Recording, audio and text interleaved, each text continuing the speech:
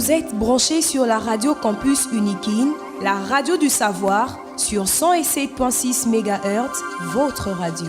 Bonjour à tous et bienvenue à cette édition du journal. Au sommaire, le chef de l'État, Félix-Antoine Tshisekedi Tshilombo, a présidé la cérémonie d'ouverture de la 11e session de la conférence des gouverneurs qui se déroule du 27 au 29 novembre à Kalemi. 2 jours de cinéma à l'université de Kinshasa, soit du 28 au 29 novembre à l'amphithéâtre Léon de Saint-Moulin. Jafet Kalula nous explique les motivations de cette double projection. Le Léopard dames de handball se sont imposés face aux Ougandaises en cette première journée de la 26e édition de la Coupe d'Afrique des Nations qui se déroule en République démocratique du Congo. Excellentes conditions d'écoute à tous et à toutes à la présentation Divine Mbala. Le chef de l'État, Félix-Antoine Tshisekedi Tshilombo, a présidé la cérémonie d'ouverture de la 11e session de la conférence des gouverneurs de province à Kalemi, dans la province du Tanganyika. Le président de la République a, dans son discours, martelé sur la gouvernance responsable d'une province comme facteur clé du développement socio-économique. On écoute le chef de l'État, Félix-Antoine Tshisekedi Tshilombo. Il nous revient à tous, en tant qu'acteurs engagés, de faire preuve de détermination et de collaboration pour accélérer la mise en œuvre des initiatives prévues dans le cadre du PDL 145 territoires. Je considère ce programme comme une opportunité singulière de transformer la réalité socio-économique de l'arrière-pays en apportant des solutions durables et adaptées aux besoins des populations locales. La question du développement de nos provinces est intrinsèquement liée à celle de la gouvernance. Chaque gouverneur doit véritablement s'engager à instaurer des pratiques qui privilégient la transparence, l'efficacité et le respect des biens publics. Ce n'est qu'au prix de cet effort que nous pourrons garantir un avenir prometteur pour nos provinces et renforcer le progrès de nos entités territoriales de base.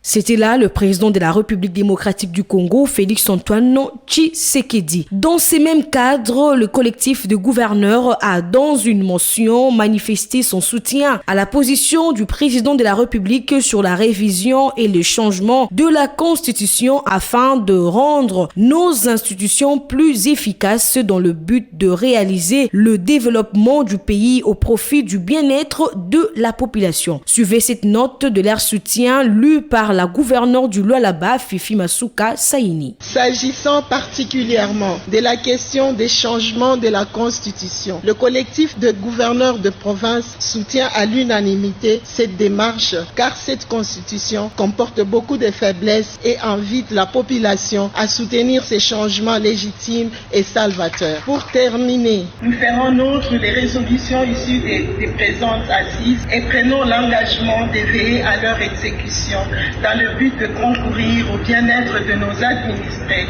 et au développement de notre beau pays, la République démocratique du Congo.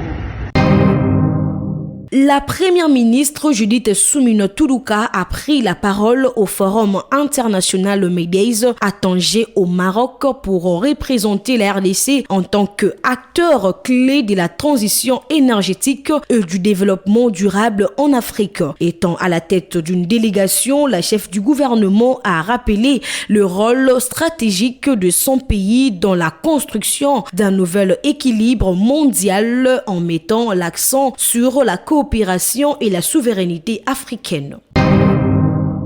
Changeons de chapitre à présent, communication sur la responsabilité sociale et image citoyenne de la cimenterie de Lukala est le thème défendu avec brio par les récipiendaires Matondo Kwanzambi Edgar du département des sciences de l'information et de la communication de la faculté de lettres et sciences humaines à l'université de Kinshasa pour son mémoire de DEA. Il a accordé une interview à la radio Campus pour expliquer d'une manière brève son travail et son apport dans la société congolaise. On écoute le récipiendaire Matondo Kwanzambi Edgar. Donc j'ai voulu savoir au niveau de la cimenterie de Lukala si la responsabilité sociale des entreprises est efficace. J'ai essayé d'étudier d'abord les dispositifs communicationnels, les outils qu'ils ont là-bas. Et puis je suis allé aussi de l'autre côté parce que c'est une étude un peu exploratoire du côté de la population, avoir leurs avis sur l'image qu'ils ont de cette entreprise-là. Au final, j'ai compris que les gens ont une certaine nostalgie parce que l'entreprise a connu des acquéreurs à un autre acquéreur. Aujourd'hui, c'est entre les mains des Allemands. Alors, j'ai constaté que effectivement, la Silou fait quand même quelque chose du côté de l'œuvre sociale. Mais en comparaison de ce qui se faisait à l'époque, la population n'est pas du tout contente parce que pour elle, aujourd'hui, l'entreprise Silou ne fait absolument plus rien du tout. Et d'ailleurs, à l'époque, quand la Silou, du côté social,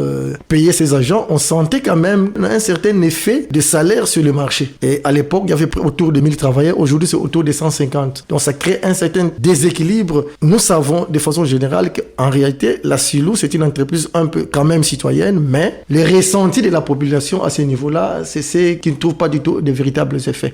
En fait, cet ensemble d'éléments que je voulais savoir avant de continuer peut-être au niveau de la thèse. Après cette défense satisfaisante avec une mention des grandes distinctions, le promoteur de ces travaux, le professeur Lino Mpungi, a manifesté sa joie et sa fierté de voir ce que le récipiendaire Matondo Kwanzambi Edgar a démontré lors de sa défense des mémoires de DEA. On écoute le professeur Lino Mpungi. La soutenance ou bien la défense de mémoire ou bien d'une thèse pour un directeur ou bien un promoteur, c'est souvent au départ un moment de petite tension parce qu'on ne sait pas comment ça va se dérouler, mais en même temps c'est un moment de soulagement parce que c'est un aboutissement d'un travail de longue haleine qu'on a fait et peut-être que tout le long du cheminement il y a eu des difficultés qu'on a pu rencontrer, des obstacles soit venant du récipiendaire lui-même, soit venant du terrain d'études, soit venant de soi-même comme directeur. Et quand on arrive à ce moment-là, je crois que c'est un grand moment de soulagement.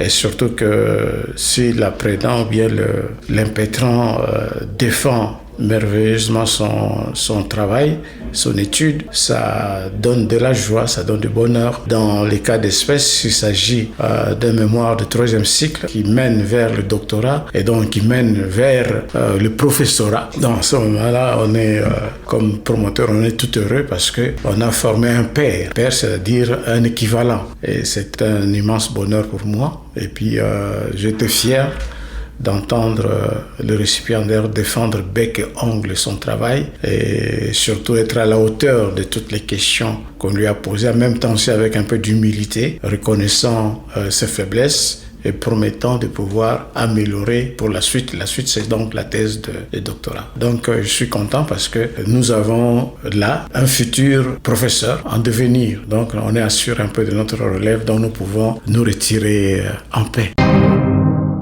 2 jours de cinéma à l'université de Kinshasa, soit du 28 au 29 novembre, à l'amphithéâtre Léon de Saint-Moulin, une initiative de la coordination estudiantine de l'université de Kinshasa à travers son ministère de la Culture et Arts. Jafet Kalula explique les motivations de cette double projection au micro de Jean-Paul Mbouyakou Toumissa. On l'écoute. Nous avons songé, au travers aussi mon ministère de la Culture et de la coordination estudiantine, à projeter un film, un divertissement aussi pour nos camarades étudiants. Ça se passera déjà jeudi et vendredi, c'est 2 jours de divertissement à l'amphithéâtre de notre alma mater. Nous invitons vraiment la communauté estudiantine de bien vouloir venir se divertir parce que ça sera vraiment une activité inédite au fait pour beaucoup d'années qu'on avait avant on n'avait pas ce genre d'activité. Ok, alors qu'est-ce qui vous a inspiré pour initier ces projections cinéma? C'était dans notre plan annuel culturel, selon aussi la vision que j'avais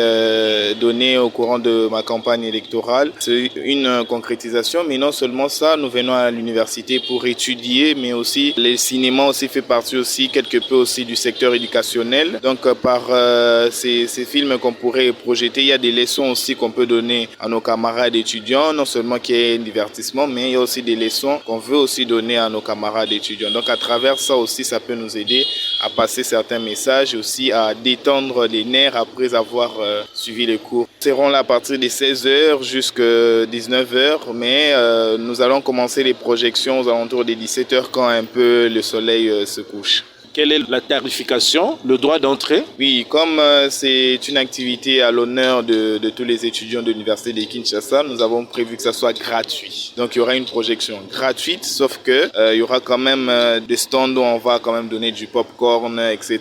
Là, c'est moyennant un petit coût et un coût académique, mais l'accès à la projection est totalement gratuit pour toute notre communauté étudiantine. C'est en quelque sorte un cadeau qu'on offre quand même. C'était là Japhet Kalula, ministre de la Culture et Arts de l'Université de Kinshasa. Parlons sport pour boucler ce journal. Le léopard dames de handball se sont imposés face aux Ougandaises en cette première journée de la 26e édition de la Coupe d'Afrique des Nations de handball senior dames sur une note de 38-11. Hormis cette rencontre, l'Algérie a triomphé face au Cap-Vert sur un score de 20-16. L'Angola, quant à lui, a dominé la Tunisie par une note de 36-23. Le Diable Rouge du Congo-Brazza s'est incliné d'une note de 23-27 face à l'Égypte et le Cameroun s'est imposé de 32 notes contre 26 de la Guinée. C'est par ici que nous mettons fin à ce journal, mais avant de vous quitter, voici le rappel de titres. Le chef de l'État, Félix Antoine Tshisekedi Tshilombo, a présidé la cérémonie d'ouverture de la 11e session de la conférence des gouverneurs qui se déroule du 27 au 29 novembre à Kalemi. Vous venez de suivre le détail dans ce journal. 2 jours de cinéma à l'université de Kinshasa, soit du 28 au 29 novembre à l'amphithéâtre Léon de Saint-Moulin. Japhet Kalula nous a expliqué la motivation de cette double projection. Le léopard dames de handball se sont imposés face aux Ougandaises en cette première journée de la 26e édition de la Coupe d'Afrique des Nations qui se déroule en République démocratique du Congo. Ce journal complètement terminé. Au nom de l'équipe technique et rédactionnelle, nous vous disons merci de nous avoir suivis à la présentation. C'était Divine Mbala. Restez branchés sur la 107.6 MHz, la radio campus, la radio des hommes intelligents. Au revoir. Vous êtes branchés sur la radio campus Unikin, la radio du savoir, sur 107.6 MHz, votre radio.